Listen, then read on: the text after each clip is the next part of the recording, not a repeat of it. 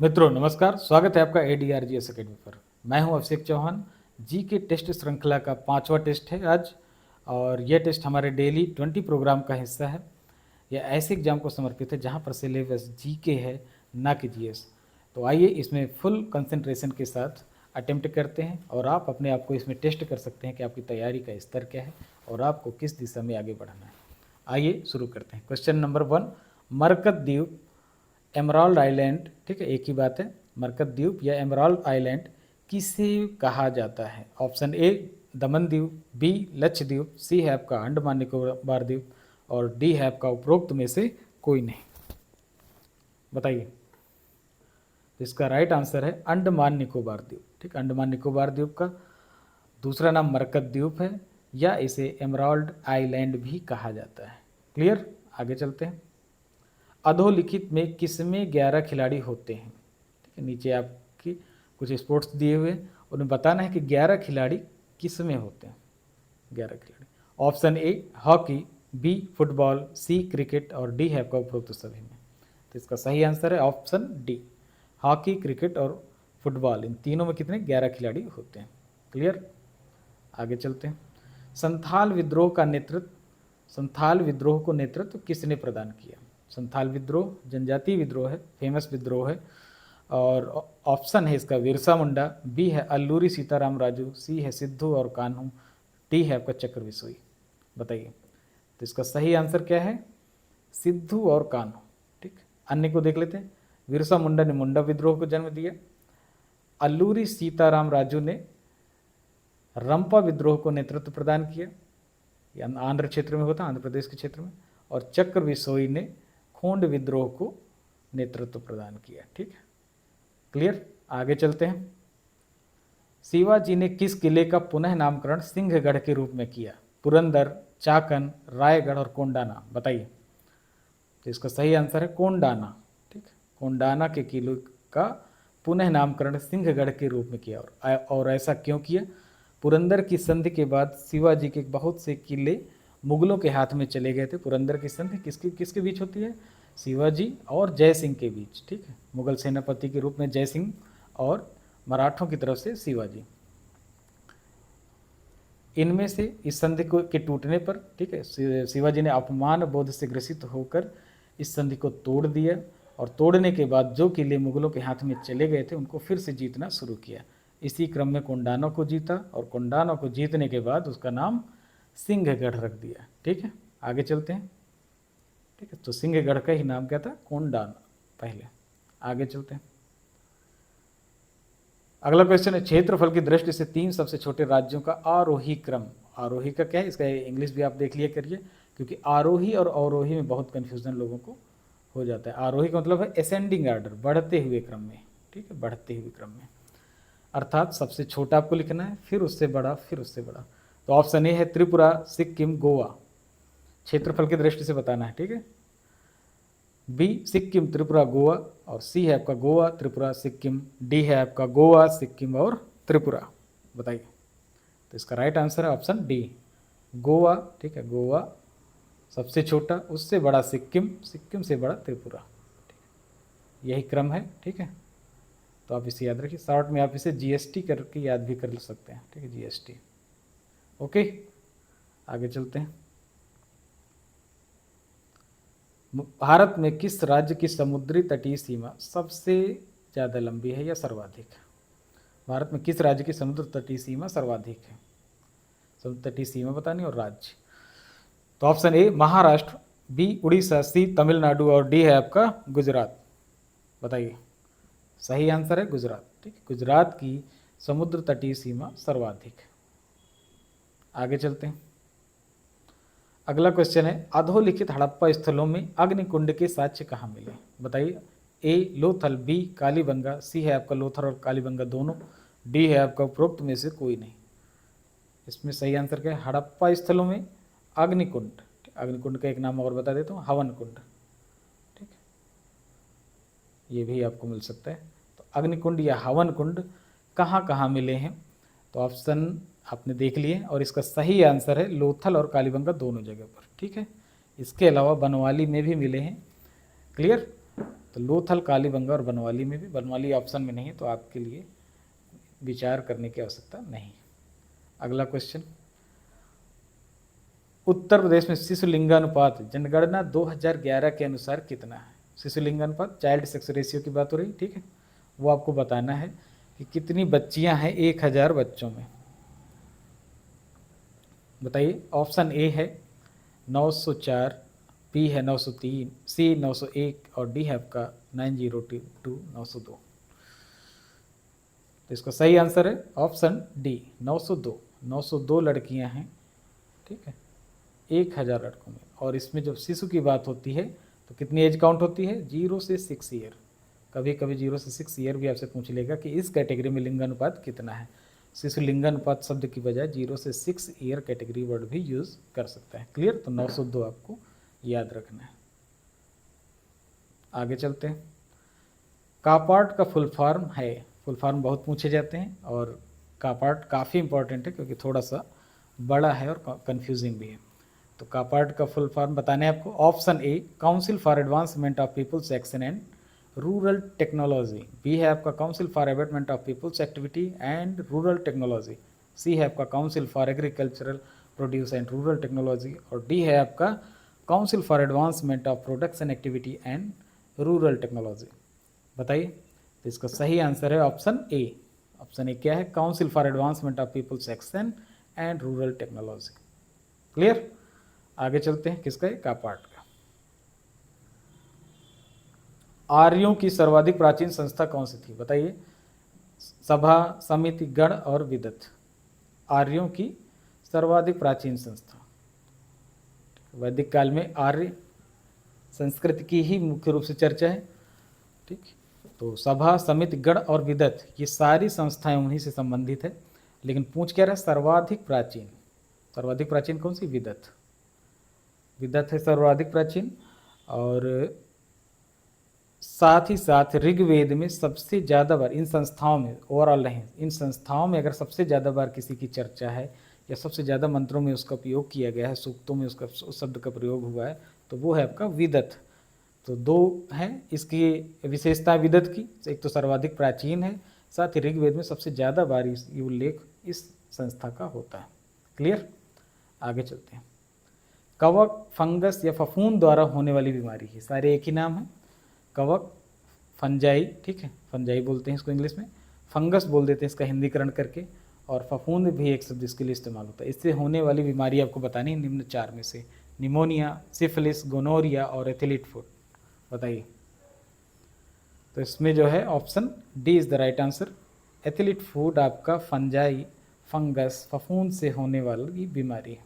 अन्य पर अगर विचार करें तो ए से सी, निमोनिया, सिफिलिस और गोनोरिया, ये सारी बीमारियाँ किससे? बैक्टीरिया से। बैक्टीरिया अर्थात जीवाणुओं से होने वाली बीमारियां हैं। आप इनको भी याद कर लीजिए, सारी पूछी जाती हैं, सारी पूछी जा भी चुकी हैं किसी न किसी एग्जाम में। आगे चलते हैं। ऋग्वेद में किस नदी के लिए चितंग या चितांग, कहीं पर चितंग मिलता है, कहीं पर चितांग शब्द प्रयुक्त हुआ है, एक ही है, ठीक है। चितंग या चितांग शब्द किस नदी के लिए और किस में? ऋग्वेद में प्रयोग हुआ है। तो ऑप्शन ए घग्गर, बी है आपका गंडक, सी रावी और डी है आपका व्यास। बताइए। तो राइट आंसर है इसका Ghaggar. Option A is the right answer, ये आपका सही आंसर। गंडक के लिए क्या वर्ड यूज किया गया है ऋग्वेद में? सदा नीरा, ठीक, सदा नीरा। रावी के लिए परसुड़ी, दसराग युद्ध इसी किनारे हुआ था, परसुड़ी नदी के किनारे। व्यास के लिए विपासा, ठीक, विपासा, ठीक, क्लियर। और चितंग या चितांग किसके लिए? घग्गर के लिए इस्तेमाल हुआ। आगे चलते हैं। भारतीय संविधान में किसमें लोक कल्याणकारी राज्य की अवधारणा, भारतीय संविधान किसमें लोक कल्याणकारी राज्य की अवधारणा को समाहित करता है?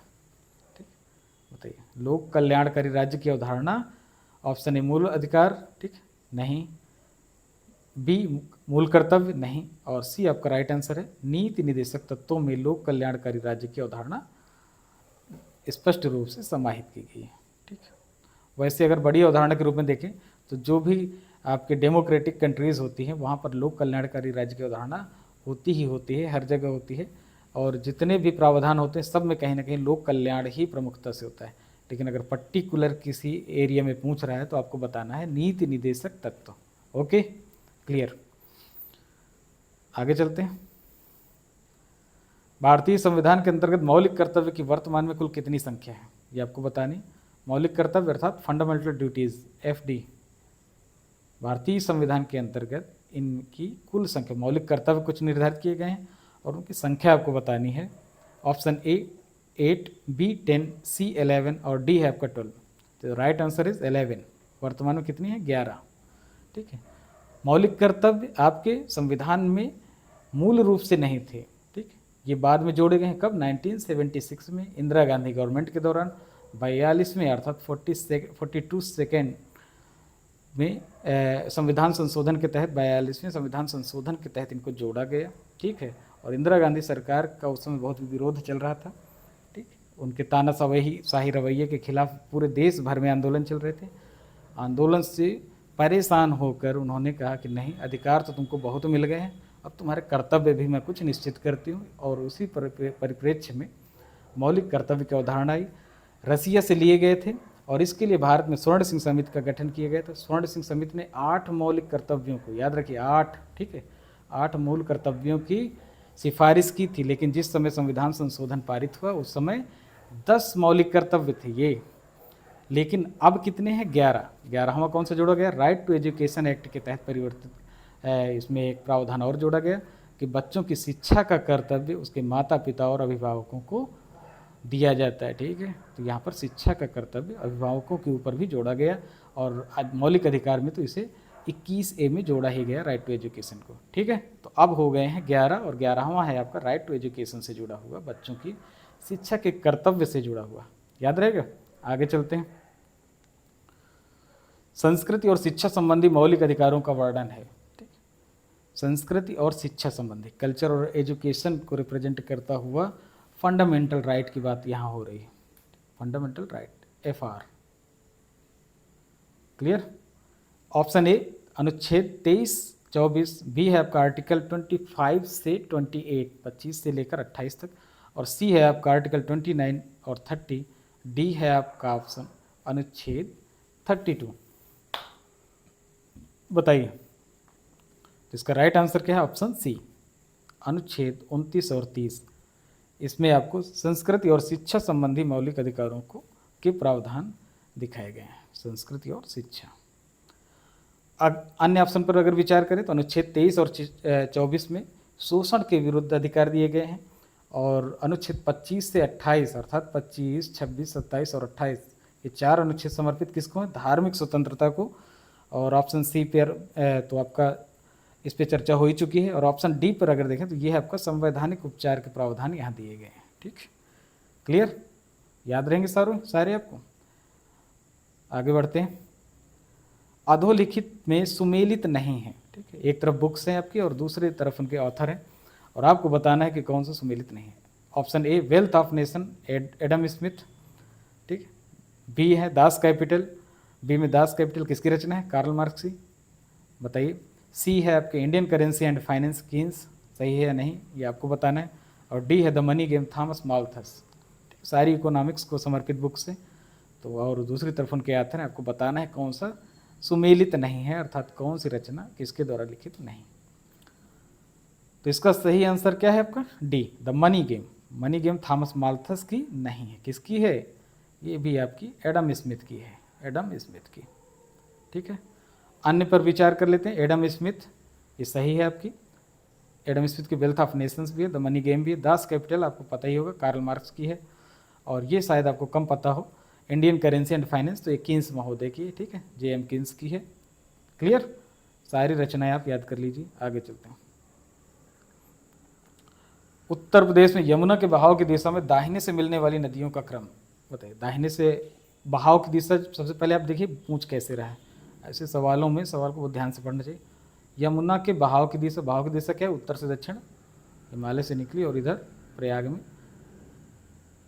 गंगा से मिल जाती है। अब इसमें बताना है कि उत्तर से दक्षिण में जो नदियाँ मिलती हैं, सहायक नदियाँ, उनका क्रम क्या है। अर्थात पहले ये बतानी है, फिर दूसरी ये बतानी है, तीसरी ये और चौथी ये। चार दी गई। चंबल, बेतवा, केन, सिंध में आपको अरेंज करना है। तो सही आंसर क्या है आपका? पहले ऑप्शन देख लेते हैं, चंबल बेतवा केन सिंध, बेतवा चंबल सिंध केन बी है, सी में है आपका चंबल बेतवा सिंध केन, और डी है आपका बेतवा चंबल सिंध और केन। करिए बताइए। तो इसका राइट आंसर क्या है? चंबल बेतवा सिंध केन। मैं अभी बताता हूँ, एक्सप्लेन करता हूँ इसे कैसे। चंबल बेतवा सिंध और केन। चंबल मिलती है आपकी औरैया, ठीक है, औरैया, और बेतवा मिलती है आपकी हमीरपुर, सिंध मिलती है जालौन, और केन मिलती है आपकी बांदा।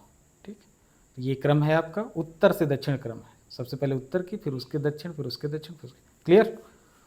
आगे चलते हैं। और ये दाहिने से मिलती हैं, ठीक है, दाहिने से, इस साइड से। अगर बाएं आता तो आपको इधर से बताना पड़ता है, हिंडन वगैरह उस तरफ से आती है। क्लियर? आगे चलते हैं। निकट दृष्टि दोष मायोपिया किन कारणों से होता है? निकट दृष्टि दोष किन कारणों से होता है? ऑप्शन ए, लेंस की गोलाई बढ़ जाने से, बी, लेंस की फोकस दूरी घट जाने से, सी है लेंस की क्षमता बढ़ जाने से, और डी है आपका उपरोक्त सभी। बताइए, मायोपिया या निकट दृष्टि दोष? निकट दृष्टि दोष की परिभाषा क्या है?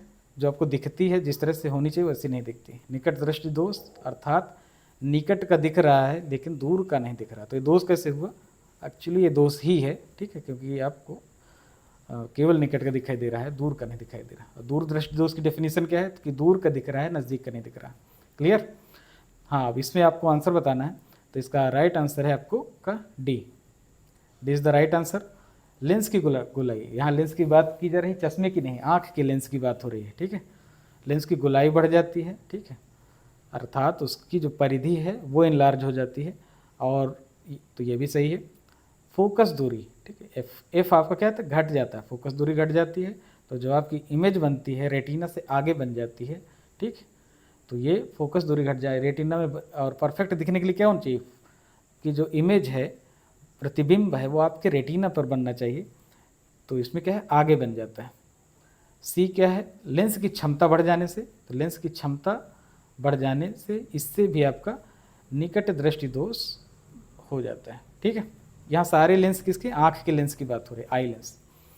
तो option D is the right answer. और यहाँ एक चीज़ और याद रखिए कि लेंस की क्षमता और फोकस दूरी ये हमेशा एक दूसरे के अपोजिट होते हैं, अर्थात फोकस दूरी ज़्यादा तो लेंस क्षमता कम, और अगर फोकस दूरी घट रही है तो लेंस की क्षमता बढ़ जाएगी। और वही रिलेशन आपको यहाँ दिख रहा है बी और सी में। क्लियर? लेंस की क्षमता का क्या मात्रक? ये भी बहुत पूछा जाता है। तो डायोप्टर आप याद रखिए, डायोप्टर। आगे चलते हैं। आरडीएक्स के बारे में असत्य कथन है। आरडीएक्स का के बारे में आपको असत्य कथन पहचानना है। इसका मतलब इसमें कई सारे सत्य कथन दिए हुए हैं और कोई एक है जो असत्य है। तो ऑप्शन ए, इसका पूरा नाम क्या है? रिसर्च एंड डेवलप्ड एक्सप्लोजिव, ये सही है, ठीक है। रिसर्च एंड डेवलप्ड एक्सप्लोजिव इसका पूरा नाम है। R for research, D for developed, और एक्स फॉर एक्सप्लोजिव, ठीक है। बी, रासायनिक नाम इसका क्या है?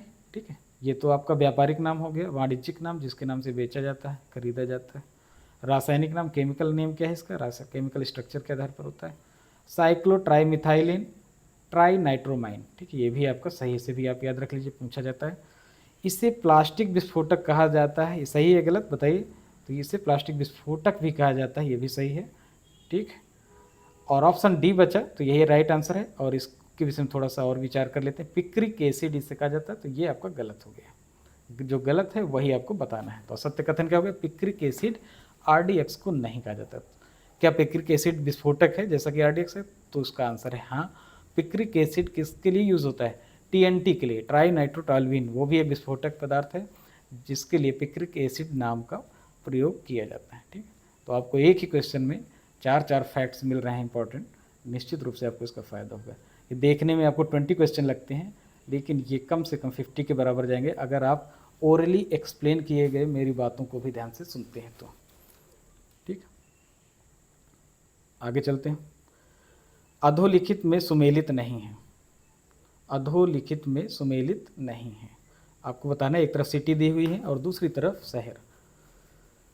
ट्रोनिका सिटी गाजियाबाद, बी है आपका प्लास्टिक सिटी ग्रेटर नोएडा, सी है आपका निकिडा सिटी कानपुर और उन्नाव के बीच का क्षेत्र, और डी है आपका साइंस सिटी लखनऊ। इसमें आपको बताना है कौन सा सुमेलित नहीं है, अर्थात कौन सी उपाधि किस शहर की नहीं है। ट्रोनिका सिटी के रूप में गाजियाबाद एकदम सही है, ठीक है। प्लास्टिक सिटी के रूप में ग्रेटर नोएडा, इस पर अभी हम विचार करते हैं। निकिटा सिटी कानपुर और उन्नाव के बीच है, एकदम सही है। साइंस सिटी लखनऊ में है, ये भी सही है। तो बच्चा आपका इधर जो सही है, सुमेलित नहीं बताना है आपको, नहीं शब्द, इन सब में बहुत ध्यान दिया करिए कि सुमेलित नहीं है, असत्य कथन है, कौन नहीं है, सबसे ज़्यादा ह्यूमन एरर ये लोग कराते हैं इसी में। तो आपका राइट आंसर गया बी, ये नहीं है, ठीक है। तो यही आपका आंसर होगा, जो नहीं है, जो नहीं मैच कर रहा वही आपका आंसर होगा। प्लास्टिक सिटी कहाँ पर है? Auraiya, clear, Auraiya. Plastic city greater Noida में ना होकर औरैया में, बाकी सारे मैचिंग, तो आप चारों याद कर लीजिए, ठीक है। ओके, तो ये रहे 20 महत्वपूर्ण जीके के क्वेश्चन, ठीक है, सामान्य ज्ञान के क्वेश्चन।